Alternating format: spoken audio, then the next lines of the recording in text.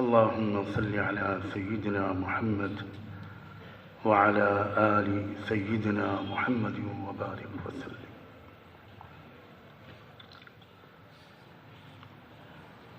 بہت محبت اور احترام کے لائق بزرگوں، بھائیوں اور نوجوانوں،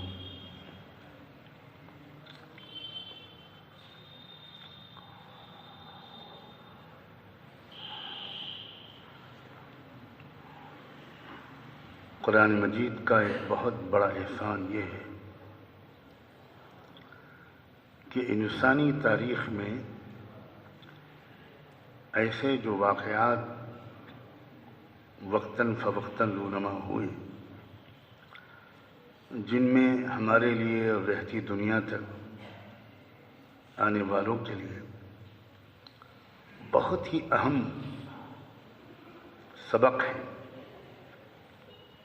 ان واقعات کو قرآن نے محفوظ کر دیا اور ہمیں وہ واقعات سنا دیے۔ قرآن کے ہزاروں لاکھوں بلکہ بے شمار احسانات میں سے یہ ایک بہت بڑا احسان ہے، ورنہ ہماری یادداشت کا تو سب لوگ حال جانتے ہیں کہ اپنے ماں باپ کی زندگی کے واقعات نہیں معلوم ہوتے، باپ دادا پردادا کا تو نام بھی اکثر لوگوں کو یاد نہیں ہوتا۔ ایک واقعہ اللہ نے اپنے کلام کی اس آیت میں ہمیں بتایا ہے جو میں نے ابھی پہلے پڑھی تھی، اور وہ واقعہ ہے حضرت یعقوب علیہ السلام کے انتقال کے وقت کا۔ ذرا یاد کیجئے، تصور کیجئے کبھی آپ کے گھر میں ایسا کوئی واقعہ ہوا ہو کہ آپ کے والد کی آخری سانسیں ہوں، یا آپ کی ماں یا اور کوئی خاندان کا بزرگ وہ دم توڑ رہا ہو۔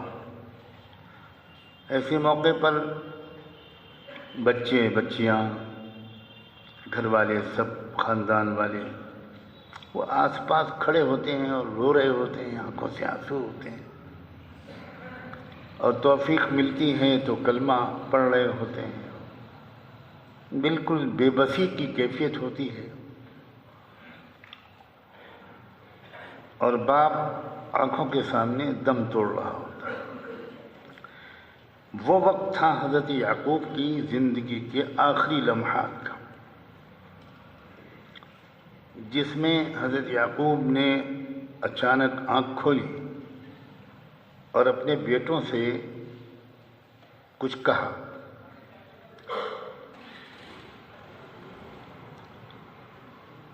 اور وہ کیا کہا؟ نہ مکان، نہ جائیداد، نہ ترکہ، نہ کھیت، نہ باغ، نہ مال، نہ پیسے، کوئی تذکرہ نہیں کسی چیز کا۔ اچانک حضرت یعقوب نے اپنے بچوں سے پوچھا، بچے بھی کون؟ حضرت یوسف علیہ السلام جیسے بچے، حضرت بنیامین جیسے بچے، نبیوں کی اولاد، اور ایک نبی کی اولاد نہیں، حضرت یعقوب کے والد وہ بھی نبی، حضرت اسحاق، حضرت اسحاق کے والد امام الانبیاء حضرت ابراہیم خلیل اللہ، باپ دادا سب نبی، اور ان کی تربیت میں اور ان کی گودوں میں پلنے والے بچوں سے حضرت یعقوب آخری وقت میں پوچھ رہے ہیں کہ یہ بتاؤ کہ میرے جانے کے بعد تم کس کی عبادت کرو گے؟ اللہ اکبر۔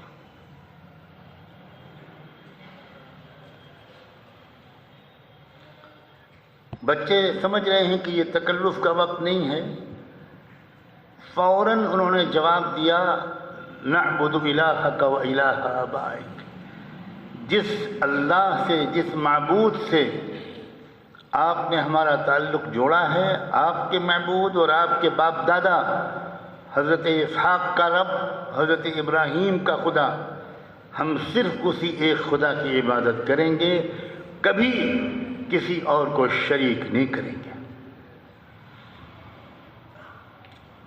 ذرا غور کریں، دنیا میں سب سے زیادہ اگر کسی کو اپنی اولاد کے بارے میں اس اطمینان کے ساتھ دنیا سے جانے کا حق تھا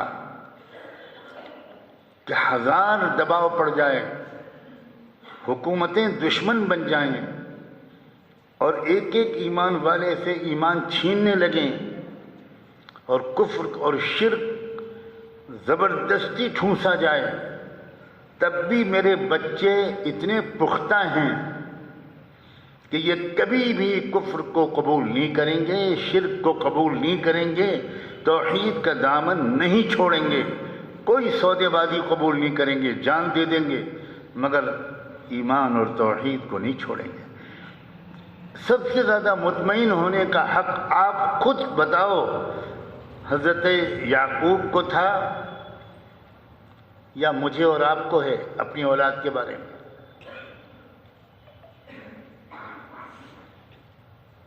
انہیں بالکل مطمئن ہو کر جانا چاہیے تھا۔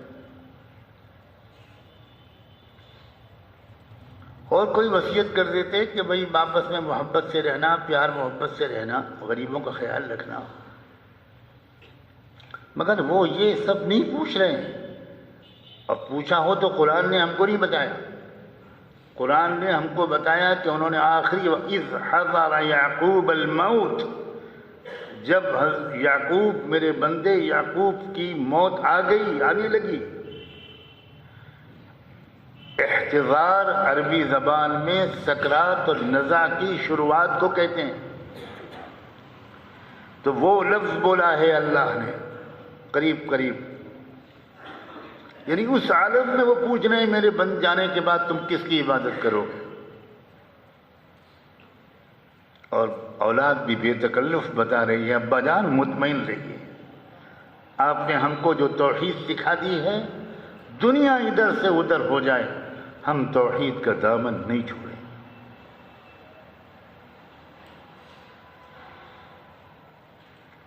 میں نے دوسری آیت پڑھی جس میں اللہ نے مجھے اور آپ کو، یعنی سیدنا محمد الرسول اللہ کے ایک ایک امتی کو سے اللہ نے صاف مخاطب کر کے فرمایا قُوا أَنفُسَكُمْ وَأَهْلِيكُمْ نَارًا، اپنے بچوں کو اور اپنے گھر والوں کو جہنم کی آگ سے بچاؤ۔ پھر ایک بات میں آپ سے کہتا ہوں، سوچئے یہ کس سے کہا جا رہا ہے؟ سب سے پہلے صحابہ اور صحابیات سے۔ یہ اس بلال سے کہا جا رہا ہے جس کی زندگی اس طرح گزری ہے، ایک بڑا حصہ گردن میں رسی ڈال کر، کمر میں رسی ڈال کر، جس بلال کو مکے کی تپتی زمین پر گھسیٹا جا رہا ہے اور کمر جل رہی ہے، کھال ادھڑ رہی ہے، چربی پگھل رہی ہے، ایسی کہ کچھ مدت کے بعد جب سیدنا عمر رضی اللہ تعالیٰ عنہ کے خلافت کا دور آیا شاید یا اس سے کچھ پہلے، تو ایک بار اکیلے میں انہوں نے کہا کہ میرے بھائی، میرے آقا بلال، یہ بھی آپ سمجھ لیجئے، بلال غلام تھے خاندانی، کوئی ان کو اپنے پاس بٹھا نہیں سکتا تھا، بڑے خاندان کا، اور سیدنا عمر رضی اللہ عنہ حضرت بلال کو جب پکارتے تھے کہتے تھے میرے آقا، میرے سردار بلال۔ یہی کہہ کے انہوں نے کہا کہ سیدنا بلال، آج میں تم سے ایک درخواست کرنے آیا ہوں، امیر المومنین آپ حکم فرمائیے، ایک بار مجھے اپنی کمر دکھا دو۔ انہوں نے چادر اتاری، کہا دیکھ لی۔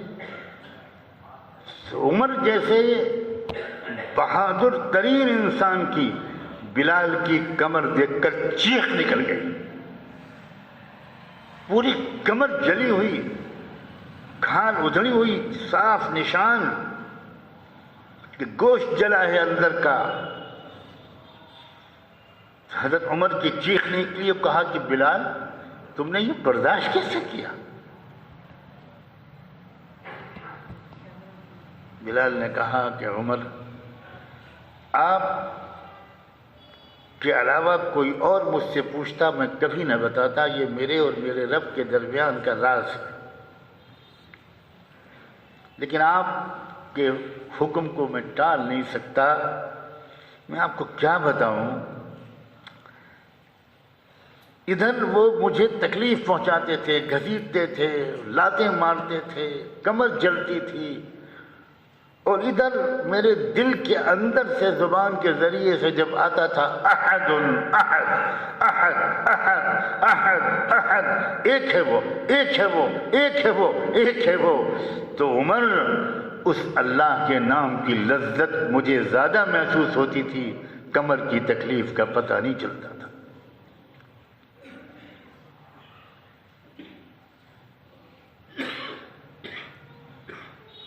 اے مسلمانوں، سمجھو کہ ہم کس زمانے میں جی رہے ہیں۔ ہوش کے ناخن لو، خواب غفلت سے بیدار ہو۔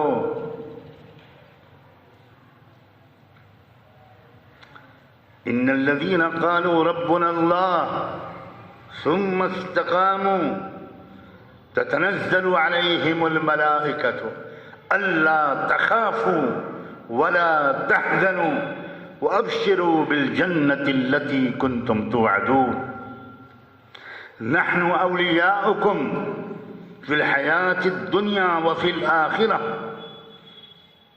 جو لوگ یہ کہہ دیں دل کی زبان سے کہ ربنا اللہ، میرا پالنے والا، میرا رب، زندگی موت عزت ذلت سب کچھ دینے والا رب ہے، رب جو چاہے گا وہ ہوگا، اگر رب جو نہیں چاہے گا ساری دنیا کی حکومتیں مل کر کچھ نہیں کر سکتی۔ جو لوگ اس یقین پر جم گئے، ثم استقاموا، یاد رکھیں جمنا اور استقامت امتحان کے بغیر نہیں ہوتا۔ عام حالات میں سب مومن ہیں، سب کہتے ہیں ربنا اللہ، لیکن جب گھیرا جاتا ہے، جب مارا جاتا ہے، جب پیڑ سے باندھ کر پیٹا جاتا ہے، اور جب کہا جاتا ہے کہ فلاں شرکیہ نعرہ لگاؤ نہیں تو ہم مار ڈالیں گے، اس وقت آتا ہے استقامت کا۔ جب حکومتیں، سرکاری محکمے، پورا میڈیا، پورا ماحول اعلان جنگ کر دیتا ہے توحید کے خلاف۔ میرے الفاظ پر غور کرنا،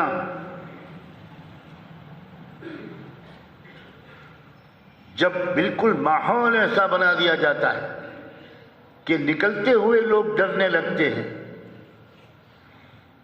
جب نوجوان کاروبار کے لیے یا اسکول کالج کے لیے نکلتے ہیں تو انہیں تو خبر نہیں ہوتی کہ ان کی ماں ان کی واپسی تک کس طرح ڈرتی، سہمی اور تڑپتی رہتی ہے کہ پتہ نہیں میرا بیٹا واپس آئے گا کہ نہیں آئے گا۔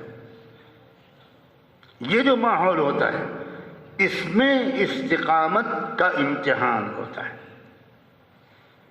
عام حالات میں بالکل استقامت کا امتحان نہیں ہوتا۔ اور آ گیا، سچ گیا، میں کھلا پورے ملک میں گھوم کر کہہ رہا ہوں، امتحان کی بساط بچھ چکی ہے، آزمائشوں کا دور آ چکا ہے، اسی کو دور فتن کہتے ہیں۔ یہ آزمائشوں کا دور ہے، یہ چھٹائی کا دور ہے۔ اس میں ایمان والا الگ کر دیا جائے گا اور صرف زبانی ایمان والے الگ کر دیے جائیں گے، اور اشاروں سے، اللہ کے رسول کے اشاروں سے یہ بھی پتہ لگتا ہے کہ اس دور کے مسلمانوں کی اکثریت ایمان پر قائم نہیں رہ پائے گی۔ یہ وہ دور آ گیا، اس سے زیادہ صاف لفظوں میں آپ مجھے خود بتا دو کہ میں اور کیا کہوں. بالکل وہ دور آ چکا ہے. بخاری اور مسلم کی روایتیں، مسلم کی خاص طور پر سنن ترمذی کی روایتیں، حضور اکرم صلی اللہ علیہ وسلم نے یہاں تک فرمایا ہے کہ ایک دور وہ آئے گا کہ جب کہ وہ ظلم کا اور دھوکے اور فریب کا شباب ہوگا، اس وقت مدینے کے باشندوں میں، مدینہ منورہ کے رہنے والوں میں، مسجد نبوی میں نمازیں پڑھنے والوں میں، گنبد خضرا کے مدفون صلاۃ و سلام ہو ان پر ہزاروں بار، ان پر درود و سلام پڑھنے والوں میں، جنت البقیع جانے والوں میں 70,000 منافقین اسلام کے دشمنوں کے ساتھ کھڑے ہو جائیں گے. مدینے کا جب یہ حال ہوگا تو مجھے آپ خود فیصلہ کر لو. لکھنؤ اور سنبھل کا کیا حال ہوگا، ہمارے وطنوں کا کیا حال ہوگا. یہ عام دور نہیں ہے. میں اپنے گھر میں اپنی خاص جگہ پر بیٹھ کر کہہ رہا ہوں، 30-35 سال ہو گئے یہ کہتے ہوئے کہ یہ عام زمانہ نہیں. بہت زمانے تک لوگ مجھ سے جو بات سنتے تھے وہ پوچھتے تھے کہ یہ کیا کہتے ہیں کہ آپ کے عام زمانہ نہیں. کسی اور کی زبان سے ہم نہیں سنتے کہ یہ عام زمانہ نہیں. میں نے کہا کہ میں نہیں بتا سکتا کہ مجھ گنہگار کو خدا کیا کیا دکھا رہا ہے. کھلتے ہیں غلاموں پر اسرار شہنشاہی، اور میں نہ بتاؤں تو پکڑا جاؤں گا. ایک بار پھر یہاں یہ بات کہہ رہا ہوں، شدید امتحانات کا دور آنے والا ہے، اور امتحان کے بغیر کوئی ایمان والا تسلیم نہیں کیا جائے گا. اور جس نے استقامت، جس کو توفیق مل گئی، جو مضبوطی سے جمع، جس نے سب کچھ برداشت کر لیا لیکن کفر اور شرک کا کلمہ زبان سے نکالنا برداشت نہیں کیا، ایمان کا سودا کرنا اس نے برداشت نہیں کیا، جانتے ہو کیا کہا ہے اللہ نے اس کے بارے میں؟ تتنزل علیہم الملائکہ، ان پر فرشتے اترتے ہیں. اللہ اکبر. فرشتے نبیوں پر اترتے تھے یہ ہم نے سنا تھا، لیکن زید، عمر، بکر، سعید، زین العابدین، فلاں عام مسلمان پر، وہ چاہے کسان ہو، چاہے مزدور ہو، چاہے ان پڑھ ہو، چاہے حافظ اور عالم ہو، چاہے وہ تاجر و کاروباری ہو، اگر وہ جمع اور اس نے کہا کہ میں جان دے دوں گا، ایمان کا سودا نہیں کر سکتا، تو جانتے ہو فرشتے اللہ تعالیٰ کہتے ہیں تتنزل علیہم الملائکہ، فرشتے اس پر اتریں گے. اور کیا کہتے ہیں وہ اتریں گے؟ اللہ تخافوا ولا تحزنوا، بالکل مت ڈرنا اور بالکل غمگین مت ہونا.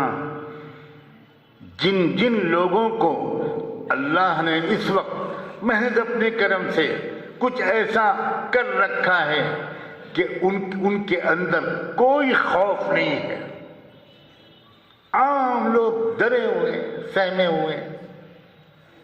ارے بابا، یہی پل صراط ہے جس سے گزر کر ہمیں دنیا کی فتح نصیب ہونی ہے. یاد رکھنا، سجاد زندہ نہیں رہے گا مگر آپ اور آپ کے نوجوان اور آپ کی اولادیں دیکھیں گی ایک وقت آئے گا کہ مشرق سے مغرب تک، شمال سے جنوب تک کلمہ لا الہ الا اللہ کا غلبہ ہوگا. نحن اولیاؤکم فی الحیات الدنیا، اللہ تعالیٰ کہہ رہا ہے گھبرانا مت، ڈرنا مت، ہم دنیا میں تمہارے سرپرست ہیں، ہم دنیا میں تمہارے محافظ ہیں، ہم تمہارے دنیا میں دوست ہیں. وفی الآخرہ، اور آخرت میں بھی ہماری تمہاری دوستی پکی، ہمارا تمہارا ساتھ. اللہ اکبر. یقین ختم ہو گیا، کمزور پڑ گیا آخرت پر. ایمان پر مروں گا تو سارے گناہ معاف ہو جائیں گے، اور جنت میں جاؤں گا اور ایمان کا سودا کر لوں گا، تو نہ ادھر کا رہا نہ ادھر کا رہا۔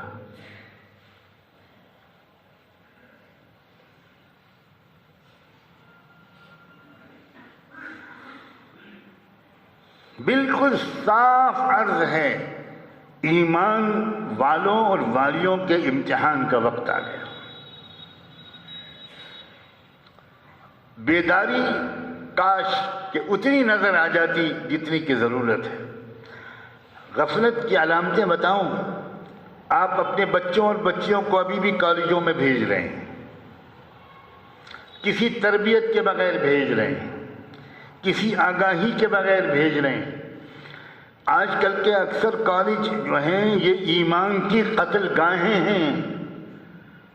یہ بتانا میرے ذمے ہے اور آپ کا اس پر یقین کرنا آپ کے ذمے ہے کہ آپ کی بچیوں کی عزتوں کو لوٹنا طے ہو چکا ہے، آپ کی بچیوں کو مرتد بنانا طے ہو چکا ہے، آپ کی بچیوں کو جادو ان کے اوپر کرا کر وہ ان کو مرتد بنانا طے ہو چکا ہے۔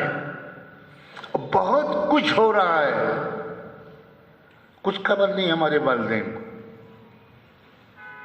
وہ بہت بے تکلف بچیوں کو کالج بھیج رہے ہیں، بہت بے تکلف بچیوں کو موبائل دے رہے ہیں، انہیں کچھ خبر نہیں کہ موبائل کا استعمال کیسے ہو رہا ہے، انہیں کچھ خبر نہیں کہ لیپ ٹاپ کا استعمال کیا ہو رہا ہے۔ ماں باپ کو یہ فرصت ہی نہیں کہ اپنے بچوں کے ساتھ 2-4 منٹ بیٹھیں۔ میرے پیارے بچوں، میرے جگر کے ٹکڑوں، میں دن رات محنت کر کے تمہارے لیے انتظام کرتا ہوں۔ تمہیں بخار آتا ہے تو تمہارے بدن کو تکلیف ہوتی ہے، میرے دل کو تکلیف ہوتی ہے۔ تمہارے لیے میں کماتا ہوں، تمہارے لیے میں بخار کی حالت میں دکان کھولتا ہوں۔ بچوں پیارے بچوں، ایمان اور تقوی والی زندگی اختیار کرنا۔ نہ کوئی ماں نصیحت کرتی ہے بچی کو، نہ کوئی باپ۔ گھر کے اندر آپس میں ماں باپ بچوں سے دوستانہ انداز سے باتیں کریں اور یہ سمجھائیں کہ باہر کا موسم ٹھیک نہیں ہے، آندھیاں چل رہی ہیں، میری پیاری بیٹی سازشیں ہو رہی ہیں۔ کسی کو پتہ ہی نہیں، نہ کسی نوجوان لڑکے کو پتہ ہے نہ نوجوان لڑکیوں کو پتہ ہے، بالکل بے تکلف۔ امریکہ، یورپ میں آپ حیرت کریں گے، اکثر ایمان والوں نے اپنے بچوں اور بچیوں کو اسکول کالج بھیجنا بند کر دیا، بالکل بند کر دیا۔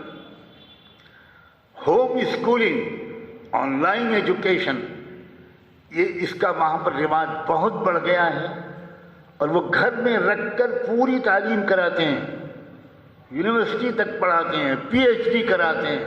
یہ پڑھو وہ پڑھو، گھر پر پڑھو گے، کوئی کالج نہیں جائے گا۔ کیا وہاں کے ایمان والے اب ہم سے آگے بڑھ گئے؟ میں تو کہتا ہوں یقیناً وہ آگے بڑھ گئے، مجھے اس میں کہنے میں کوئی شبہ نہیں ہے۔ ایک لڑکا عامر تھا، ایک نوجوان امریکہ میں، اس کے کالج نے تیراکی کا پروگرام طے کیا کہ سوئمنگ کرنی ہے بچوں کو تاکہ ان کی فزیکل ایکسرسائز ہو، ورزش ہو۔ تو وہ تیار ہو گیا، اس نے نام لکھا دیا کہ ہم لوگ سب کریں۔ اب جو وہاں پہنچا تو سوئمنگ پول کے پاس لڑکے اور لڑکیاں سب ایک ساتھ، اور یہ کہا وہ سب ہر لڑکے کے ساتھ ایک لڑکی تیرے گی۔ مصری لڑکا تھا وہ عامر، اس نے کہا کہ نہیں، میں بالکل نہیں تیر سکتا، نہ میں اکیلے تیراکی سیکھوں گا اور تیروں گا، سوئمنگ کروں گا، لیکن کسی لڑکے یا لڑکی کے ساتھ نہیں کروں گا۔ کالج کی طرف سے اس کو کہا گیا کہ تم جانتے ہو اس کا کیا انجام ہوگا؟ اس نے کہا بتا دیجئے سر کیا انجام ہوگا؟ ان کا کالج سے نکال دیے جائیں گے، آپ کالج سے نکال دیے جاؤ گے۔ ان کا میں آج سے ہی کالج کو چھوڑنے کا فیصلہ کرتا ہوں، خدا حافظ۔ اس عامر لڑکے کے اس اس فیصلے کو دیکھ کر ایک امریکن لڑکی جو بالکل سوئمنگ کے ننگے لباس میں پہن کر جانے کے لیے تیار ہو چکی تھی، عامر کی کلاس فیلو تھی، اور عامر جہاں سے بس پر سوار ہو کر اپنے کالج جاتا تھا اسی جگہ پر اس لڑکی کا بھی مکان تھا، وہ بھی اسی بس سے سوار ہوتی تھی، روز جانے اور آنے میں ساتھ ہوتا تھا۔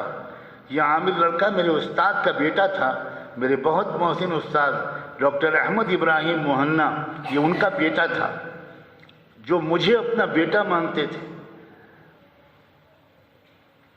عامر کی اس انکار کو دیکھ کر ایک امریکن لڑکی قریب میں آئی کہ واٹ از دا میٹر، وہاں آئی گوئنگ، تم کہاں جا رہے ہو، کیا ہوا کیا؟ اس نے کہا کہ میں لڑکیوں کے ساتھ نہیں تیر سکتا۔ تو لڑکی نے آ کر سوئمنگ کے جو ذمہ دار ٹیچر تھے ان سے کہا کہ سر پورے کالج میں اس سے زیادہ اچھا اور شریف لڑکا نہیں ہے، روز میرے ساتھ بس میں آتا ہے، وہی اسی بس سے میں آتی ہوں، یہ بیٹھتے ہی بس میں بیٹھتے ہی قرآن نکالتا ہے، پڑھنا شروع کر دیتا ہے، کسی کی طرف نہیں دیکھتا۔ 2 سال ہو گئے، ایک دفعہ بھی اس نے مجھے نہیں دیکھا۔ تو یہ جو کہہ رہا ہے لڑکیوں کے ساتھ نہیں تیروں گا، تو اس کا کیریکٹر ایسا ہی ہے۔ تو اس کے ٹیچر نے دھمکایا کہ تم اس طرح کی بات کر کے اپنے فیوچر کو برباد مت کرو۔ اس نے کہا اچھا سر ٹھیک ہے، میں بھی جاتی ہوں، میں بھی سوئمنگ نہیں کروں گی۔ آپ کیریکٹر تو بناؤ،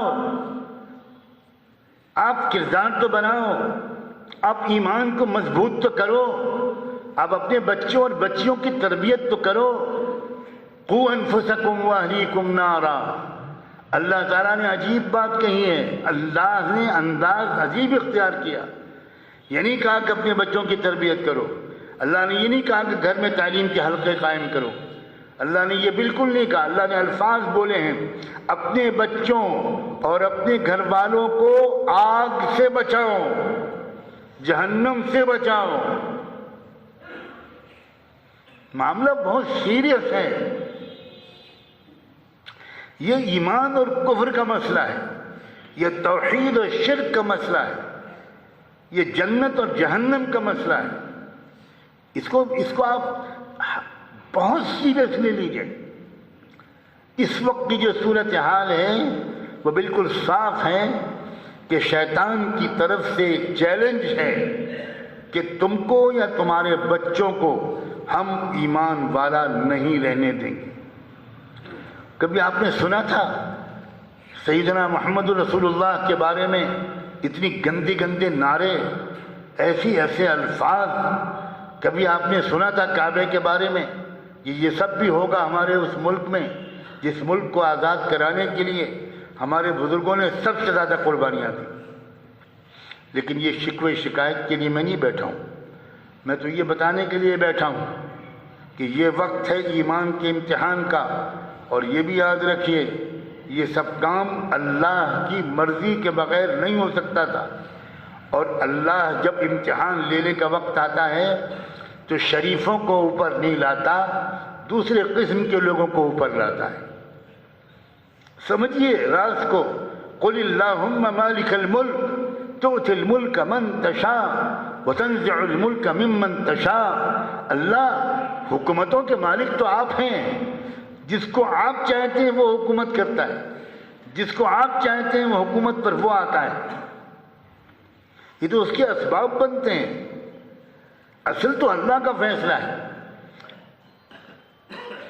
اگر اللہ تعالیٰ یہ فیصلہ نہ کرتا، فیصلہ کرتا کہ نہیں اچھے لوگ آئیں گے، شریف لوگ آئیں گے، ملک کو ایک اتحاد کی ٹھنڈی ہواؤں میں چلانے والے لوگ آئیں گے، کسی کے ساتھ ظلم زیادتی نہیں کریں گے، تو اللہ اگر یہ فیصلہ کرتا تو ظالم لوگ آ سکتے تھے؟ بتاؤ مجھے، جواب دو، آ سکتے تھے ظالم لوگ؟ اللہ کچھ چاہتا اور دنیا میں کچھ اور ہو جائے، یہ ہو سکتا ہے؟ کیا اللہ کی طاقت کمزور ہو گئی ہے؟ کیا اللہ کی وہ طاقت نہیں باقی رہی جو قوم عاد کے زمانے میں تھی، قوم سمود کے زمانے میں تھی، قوم مدین کے زمانے میں تھی، حضرت ابراہیم کے زمانے میں تھی، کہ آگ میں ڈال دیے گئے اور عجیب بات ہے، آگ ٹھنڈی ہو گئی، اور ٹھنڈی کرنے کے لیے یہ عجیب واقعہ ہے کہ اللہ نے آگ سے ڈائریکٹ کہا، فرشتوں سے نہیں کہا کہ آگ کو ٹھنڈا کر دو. یا نار کونی قلنا یا نار کونی بردا وسلاما علی ابراہیم. ہم نے آگ سے کہا کہ آگ، اے آگ، ابراہیم پر تو ٹھنڈی بن جا، چین آئے تیرے اندر آ کر. واہ بھائی واہ، اللہ کی وہی قدرت آج بھی ہے. واللہ العظیم، اللہ کی قدرت جو بدر میں میدان میں تھی وہ آج ہے، جو احد اور غزوہ خندق میں تھی وہ آج ہے. اللہ نہیں بدلا، ہم بدل گئے، ہم بہت زیادہ بدل گئے.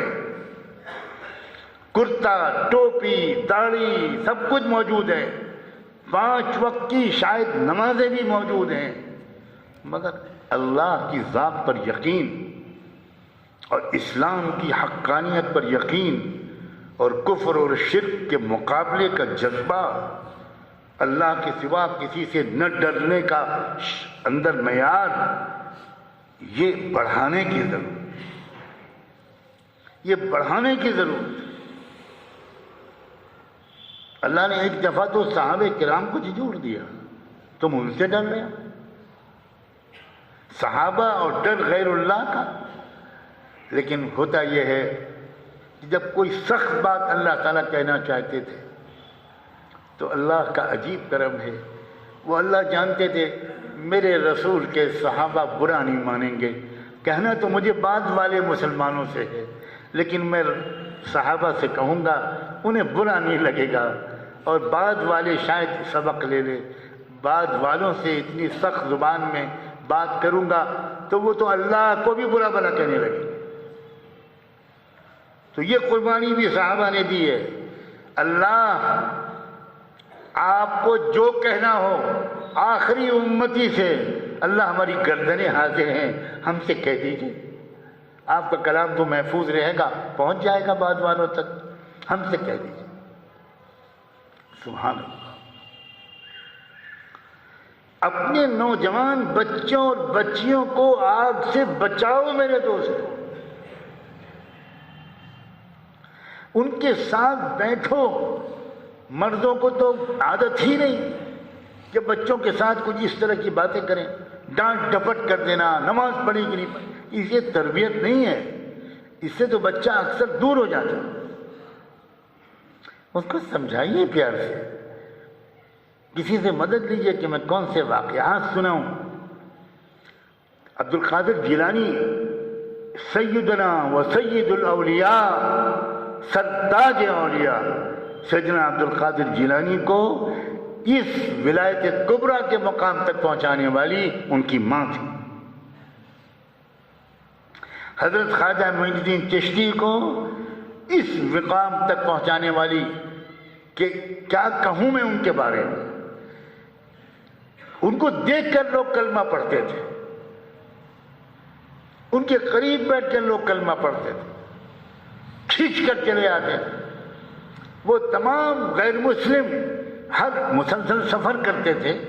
گاؤں میں ایک جگہ پر جا کر کسی کی اجازت سے کسی زمین پر خیمے لگواتے تھے، وہیں ٹھہرتے تھے اور دیگیں چڑھوا دیتے تھے اور پورے گاؤں کو کھانے کی دعوت دلواتے تھے. اللہ اکبر. مسلمان بہت کم، اکا دکا، 99% لوگ غیر مسلم. کوئی بھنگی، کوئی چمار، کوئی کسان، کوئی مزدور، کوئی کیا، کوئی بنیا، کوئی، سب کو بلا کر ایک دسترخوان پر بیٹھتے. حضرت کو کسی نے خبر دی کہ حضرت سب آ گئے، ایک بندہ نہیں آ رہا. کون ہے وہ گھروں سے گندگی اپنے سر پر ٹوکرا رکھ کر پھینکنے جا رہا تھا. ڈھونڈتے ڈھونڈتے ہم اس تک پہنچے تو ہم نے کہا کہ تم کو پتہ ہے بڑے حضرت آئے ہوئے ہیں اور کھانے کی دعوت کی ہے، کہا ہے گاؤں کے تمام لوگوں کو بلا لینا، بھائی آپ چلیے. تو وہ کہنے لگا آپ دیکھ رہے ہو میں اتنا گندا آدمی، اتنا نچلا آدمی، میں بھنگی ہوں، گھر کی گندگی لے کے جا رہا ہوں، میں کہاں اس قابل. بیچارے خادم نے آ کر کہا حضرت وہ کہہ رہا ہے میں گندا آدمی ہوں، میرا تو پیشہ ہی گندا ہے، میں وہاں کہاں ہوں گا اتنے بڑے لوگوں کے پاس۔ حضرت خواجہ نے کہلایا جاؤ اور اس سے کہو کہ تم اپنے کام سے فارغ ہو جاؤ، تو چاہے پورا نہا نہ پاؤ، ٹانگیں دھو لینا، کوہنی تک ہاتھ دھو لینا اور آؤ۔ اور حضرت نے دسترخوان پر بیٹھے رہے، اس کا انتظار کیا، مجمع سے کہا آپ کھانا شروع کرو، اور وہ آیا اور حضرت نے کہا کہ ادھر آؤ، ادھر لاؤ میرے پاس، یہاں لاؤ میرے پاس، یہاں لاؤ۔ اب وہ کانپ رہا ہے، وہ بالکل کانپ رہا ہے، وہ کبھی کسی برہمن پنڈت کے گلی میں نہیں جا سکتا تھا، اور دنیا بھر کے سب سے بڑے بزرگ میرے پاس آؤ۔ اور جب وہ میرے آن کے پاس آ کے بیٹھا تو ہاتھ لقمہ لیا اور اس کے منہ میں اپنے ہاتھ سے رکھا۔ میں سوانح ناصری کے حوالے سے کہتا ہوں کہ لقمہ اس کے پیٹ میں شاید بعد میں پہنچا، ایمان کا نور اس کے سینے میں پہلے پہنچا، اور روتے ہوئے اس نے کہا بس حضرت جی مجھے سکھا دیجئے اور مجھے اپنا نوکر رکھ لیجئے۔ یہ تھے ہمارے اللہ والے لوگ۔ کہاں چلا گیا وہ دور؟ کیا ہو گیا ہم لوگوں کو؟ اپنے بچوں کو بتایا آپ نے کبھی حضرت خواجہ معین الدین چشتی کا قصہ؟ کبھی آپ نے سنایا سیدنا عبد القادر جیلانی کا قصہ؟ سیدنا عبد القادر جیلانی کے خلفاء میں وہ ڈاکو بھی شامل تھے جنہوں نے سیدنا عبد القادر جیلانی کے قافلے کو لوٹنا چاہا تھا اور سب کو لوٹ لیا۔ عبد القادر جیلانی بچے تھے بالکل، شاید 8 10 12 سال کے، اور ان کو کہا کیا ہے تیرے سامان میں؟ تو انہوں نے کہا کہ وہ بغل میں میری اماں نے کچھ پیسے رکھے تھے، دیکھ لیجئے کتنے ہیں۔ اب وہ ڈاکو کہنے لگے کہ تو نے جھوٹ کیوں نہیں بولا؟ تو نے یہ کیوں نہیں کہا میرے پاس کچھ نہیں ہے؟ اس نے کہا میری ماں نے مجھے علم سیکھنے کے لیے بھیجا ہے ایک بڑے بزرگ کے پاس، اور یہ کہا تھا بیٹا بس ایک نصیحت کرتی ہوں، کبھی جھوٹ نہ بولنا۔ تو مجھے یاد تھا، میں نے سچ سچ بتا دیا۔ بس ان ڈاکوؤں کو اسی وقت احساس ہوا ایک یہ بچہ ہے، ایک ہم ظالم جلاد بے رحم ڈاکو لوگ ہیں۔ بس بیٹا اچھا، سب کا مال واپس کیا اور کہا بیٹا جس کی بزرگ کے پاس جا رہے ہو ہم کو بھی لے چلو۔ وہاں پہنچے تو ان بزرگ سے انہوں نے اسلام قبول کیا، اور ان بزرگ نے کہا کہ بھئی میں تو تم لوگ تو بہت بڑے قیمتی لوگ ہو، بہادر، تم حضرت انہی سے کے پاس جاؤ، انہی کے پاس جاؤ۔ یہ بچہ جو تھا یہ بچہ واپس ہوا، اور اس کے بعد جب یہ ساتھ میں لے کے گیا بچہ تو یہ سارے ڈاکوؤں نے توبہ کی، اور آپ حیرت کریں گے کہ انہی ڈاکوؤں میں سے 7 لوگوں کو تربیت دے کر حضرت سیدنا عبد القادر جیلانی نے اجازت اور خلافت عطا فرمائی، اور ان کے ذریعے سے لاکھوں کو ہدایت ملی۔ ایک ماں نے اپنے بچے کو جھوٹ سے منع کیا، اس سے انقلاب آ گیا، ڈاکو غریبوں کی مدد کرنے والے بن گئے۔ کہاں ہیں وہ مائیں، کہاں ہیں وہ باپ؟ تربیت نام کی کوئی چیز ہی نہیں ہے ہمارے گھروں میں، اور میں صاف کہتا ہوں یہ کالج، یہ قتل گاہیں ہیں۔ اکبر الہ آبادی نے بلا وجہ نہیں کہا تھا کہ یوں بچوں کے قتل سے فرعون بدنام نہ ہوتا، افسوس کہ فرعون کو کالج کی نہ سوچی، اسے بچوں کو قتل نہ کرنا پڑتا، وہ یہی سوچتا کالج بھیج دو یہ خود ہی مر جائیں گے، ان کا ایمان مرے گا، ان کا ضمیر مرے گا۔ میں تعلیم کے خلاف نہیں ہوں، میں تعلیمی ادارے چلا رہا ہوں، میں اعلیٰ سے اعلیٰ تعلیم تک ہر مسلمان کو پہنچتے ہوئے دیکھنا چاہتا ہوں، لیکن میں وہ تعلیم کو تعلیم نہیں سمجھتا جو آج دی جا رہی ہے، وہ قتل گاہیں ہیں۔ کم سے کم اتنا تو کیجیے، اگر آپ اور کچھ ہمت نہیں کر سکتے تو اپنے بچوں اور بچیوں کو بتائیے کہ کالج جا رہے ہو تو ایسے جانا کہ جیسے تم کورونا وائرس کے خندق میں جا رہے ہو۔ کمال ہے، ایک ذرا سا کیڑا گھسا تو پتا چلا ارے دستانے پہنو، ماسک لگاؤ، سینیٹائزر استعمال کرو، فاصلہ رکھو، یہ کرو، کسی سے ہاتھ نہ ملاؤ، اتنی احتیاطیں، اور ایمان کو بچانے کے لیے کوئی احتیاط نہیں۔ کوئی فاصلہ نہیں، کچھ ہے ہی نہیں ایمان کو بچانے کا۔ حالانکہ دنیا بڑے بڑے لوگ کہتے ہیں یہ ماسک بالکل بیکار ہے، اس کا نقصان اس کے فائدے سے زیادہ ہے، لیکن میں اس جھگڑے میں نہیں پڑتا۔ میں تو یہاں ایک مثال یہ دینا چاہتا ہوں کہ احتیاط کی جاتی ہے بیماریوں سے، تو احتیاط کفر سے نہیں کرنی ہے، شرک سے نہیں کرنی ہے، جہنم میں جانے والے راستے سے نہیں کرنی ہے۔ اللہ تعالیٰ مجھے اور آپ کو، ہر ایک کو، اپنے بچوں، اپنی گھر کی خواتین، مستورات، اپنی بچیوں کو اچھی تربیت دینے کی توفیق دیجیے۔ اور آپ کو سلیقہ نہیں ہے تو آپ علماء سے پوچھیے کیسے تربیت کرتے ہیں۔ اب وقت ختم ہو گیا، ورنہ میں اپنی والدہ کا کچھ حال بتاتا، آئے کاش کہ میں اب تک لکھ نہیں سکا ان کے اوپر۔ ان جیسی تربیت کرنے والی خواتین، کیا بتاؤں وہ کیسی تربیت کرتی تھی، کیا بتاؤں وہ کیا سکھاتی تھی، اشاروں میں، دو لفظوں میں، کیا انداز تھا ان کا تربیت کا، وہ اسی سنبل کی تھی۔ اور ان کا گھرانہ کوئی علماء کا گھرانہ نہیں تھا، وہ بہت بڑی عالمہ حافظ قرآن بھی نہیں تھیں، سیدھی سادی گھریلو خاتون تھیں، اردو پڑھنے والی تھیں، مگر میں تو یقین رکھتا ہوں بڑی بڑی ولیات میں ان کا انشاءاللہ حشر ہوگا۔ اللہ اکبر! نگرانی اور تربیت کا کیا حال تھا، کس طرح وہ نازک باتیں بتاتی تھیں۔ اللہ ان کو اعلیٰ علیین میں جگہ عطا فرمائے، اور ہر عورت کو ایسی ماں بنا دے، اور ہر باپ کو ویسا ہی باپ بنا دے جیسا اللہ نے مجھ گنہگار کو عطا کیا۔ ذمہ داری قبول کیجیے، بچوں کو سنبھالیے، نوجوانوں کو سنبھالیے۔ یہ نوجوان ہیرے ہیں، یہ نوجوان مستقبل کے لیڈر ہیں، یہ نوجوان انجینئر، ڈاکٹر، وکیل، تاجر سب بنے، خدا کرے، لیکن ایمان کے ساتھ، عشق رسول کے ساتھ، اتباع سنت کے ساتھ۔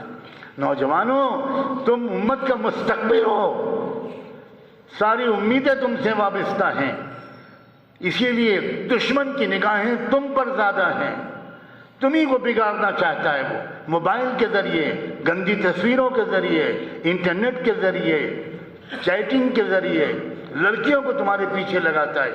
مجھے معلوم ہے تفصیلات، لیکن اب وقت نہیں رہا۔ اللہ تعالیٰ ان باتوں پر عمل کی توفیق عطا فرمائے۔ جزاکم اللہ۔